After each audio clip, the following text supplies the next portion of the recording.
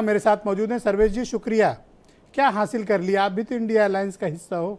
इस no confidence motion से मिला क्या आपको? आप मतलब नहीं, अलायंस को।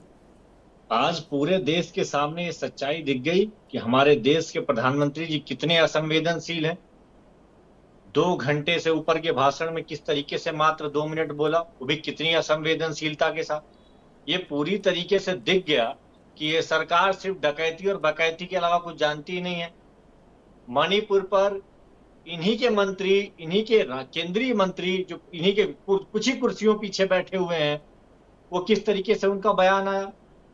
मतलब देश की माताओं बहनों के साथ, महिलाओं के साथ किस तरीके का अन्याय हो रहा है, और दुर्योधन और दुशासन की तरह जैसे वो उस समय हंस रहे थे, उस तरीके से ठहाके लगा लगा के हंसा जा रहा है।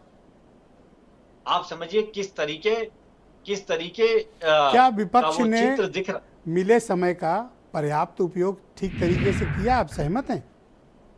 विपक्ष ने अपना पूरी तरीके से समय का उपयोग किया और ये बता दिया कि प्रधानमंत्री जी, लोकतंत्र में आप कितने भी तानाशाह हो जाएं, आपको संसद में आके बोलना पड़ेगा। वो तो हमारे देश के प्रधानमंत्री इतने असंवेदनशील प्रधानमंत्री हैं कि अभी भी उन्होंने देश की महिलाओं के साथ बलात्कार हो रहा है, वो ट्रिलियन इकोनॉमी की बात कर रहे हैं, वो इसरो सेंटर की बात कर रहे हैं, वो ठहाके लगा लगा के हंस रहे हैं उनके साथ। पूरे पूरी की पूरी उनकी एनडीए की टीम ठहाके लगा के हंस रही है।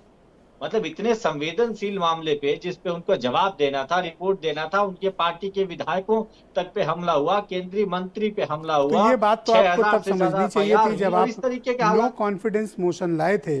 तो आपको पता होना चाहिए कि समय जो है मेंबर ऑफ पार्लियामेंट की संख्या पर निर्भर करता है ना। उन्हें तो मौके अधिक मिलेंगे ही।